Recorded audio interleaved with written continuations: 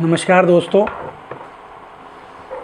आज एक विचार अचानक मेरे मन में आया तो मुझे लगा कि मैं आप सब तक शेयर करूं, आप सब तक पहुंचाऊं।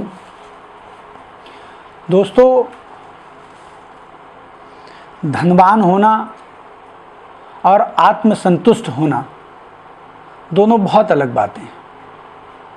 मेरा मानना ये है कि यदि आप धनवान हैं और आप आत्मसंतुष्ट नहीं हैं तो फिर ऐसे धन का कोई औचित्य नहीं। यदि आप आत्मसंतुष्ट हैं और आपके पास धन का अभाव है तो मैं समझता हूं कि इससे बड़ा धन कोई नहीं हो सकता। साथियों, जहां तक मेरा मानना है, आत्मसंतुष्टि वहीं पर होती है जहां हमारी इच्छाएं अनंत ना हों, हम सीमित हों, तो मेरा मानना है कि हम आत्मसंतुष्ट रह सकते हैं। साथियों, मेरे अपने चुनाव के दौरान एक वाकया गुजरा जिस वाकये ने मेरे जीवन को बदल दिया। साथियों, चुनाव चल रहा था, हम गांव-गांव साथियों के साथ वोट के लिए जा रहे थे। मेरे अपने गांव के बगल में एक गांव है, उस गांव में जैसे ही मैं पहुंचा तो एक बुजुर्ग महिला पर मेरी दृष्टि पड़ी। मैं उनसे जाकर मिला, अपने संस्कारों के अनुरूप मैंने उनका चरण वंदन किया और जहाँ पर वो बैठी थी मैं उन्हीं के पास बैठ गया। और भी गांव के तमाम लोग थे।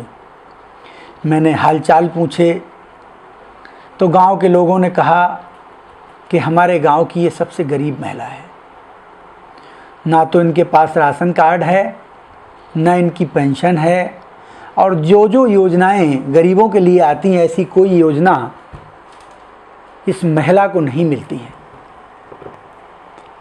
तो उसकी क्या वजह रही है? बुजुर्ग महिला क्या जाने बेचारी कैसे अधिकारी और कर्मचारियों के चक्कर काटे। ये फ़र्ज़ तो हमारे जैसे लोगों का ही बनता है, इसीलिए जनता हमको चुनकर वहाँ तक भेजती है। खैर, कमी सही मैं महसूस करता हूँ इस कमी को कि मैं चुनाव के दौरान ही उस मातृशक्ति के पास पहुँचा। तो मैंने उस माता से कहा कि माता, ये मेरी गलती है कि मुझे पहले आना चाहिए था आपके पास, और मैं इस दौरान चुनाव के दौरान आपके पास पहुंचा हूं, लेकिन आप कुछ कागज़ मुझे दे दो जिससे मैं आपका कुछ ज़्यादा नहीं तो आपका राशन कार्ड तो बना दूं। तो उस महिला का जो भाव था वो बड़ा धनी भाव था। जिस भाव से उसने मुझसे बात करी मुझे बहुत अच्छा लगा। बोली, बेटा, मुझे किसी तरीके की कोई परेशानी नहीं है, मैं जिस हाल में हूँ बहुत खुश हूँ, और आप चुनाव जीत जाएं उसके बाद मेरे बारे में सोचना। अभी आप अपने काम के लिए आए हो तो पहले अपना ये काम निपटाओ।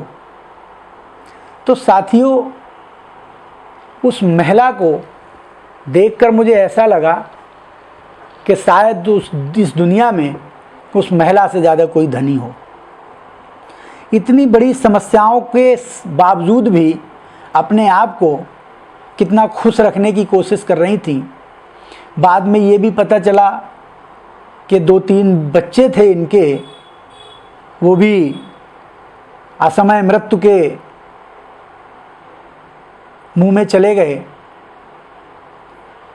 तो उसके बाद भी उस महिला का चेहरा, उसके चेहरे पर कोई ऐसी सिकन नहीं थी। तो मुझे लगा कि इस महिला से ज़्यादा धनवान कोई नहीं हो सकता है। अर्थात जो आत्मसंतुष्टि उस महिला के हृदय में मैंने देखी, शायद ही बहुत बड़े बड़े लोगों के, धनवान लोगों के अंदर वो आत्मसंतुष्टि हो। तो साथियों, मैं एक बात कहना चाहता हूँ, जो लोग, जिनके पास सब कुछ है, वो कहीं ना कहीं सरकार की तमाम योजनाओं के लाभ लेने की बात करते हैं, और जो लोग वास्तविक रूप में उनको योजनाओं का लाभ चाहिए, सरकार द्वारा चलाई जा रही योजनाओं का लाभ उनको मिलना चाहिए, वो अपने आप में संतुष्ट हैं, और वो लोग असंतुष्ट हैं जो अपने आप में परिपूर्ण हैं, धनवान हैं। तो साथियों, मैं आप सबसे निवेदन करता हूँ कि कभी भी आपको इस तरह का परिवार आपके अगल बगल में दिखाई दे तो हमारा धर्म बनता है, हमारा फ़र्ज बनता है कि ऐसे असहाय लोगों की सेवा करें, उनका सहयोग करें, और कोशिश ये रहे कि यदि हम योजना के लाभ के लायक हैं तभी हम उस पर दृष्टि डालें, अन्यथा हमें ऐसी कुदृष्टि नहीं रखनी चाहिए। तो साथियों, मुझे नहीं पता कि मेरे इस वीडियो को लोग किस दृष्टिकोण से लेंगे, लेकिन मैं ये समझता हूँ कि सभी लोग सकारात्मक दृष्टिकोण के होते हैं। मेरे इस वीडियो को सकारात्मक दृष्टिकोण से लिया जाएगा, और मैंने जो संदेश देने की कोशिश की है उसको ज़रूर आप लोग अमल करेंगे। आप सबका बहुत बहुत धन्यवाद।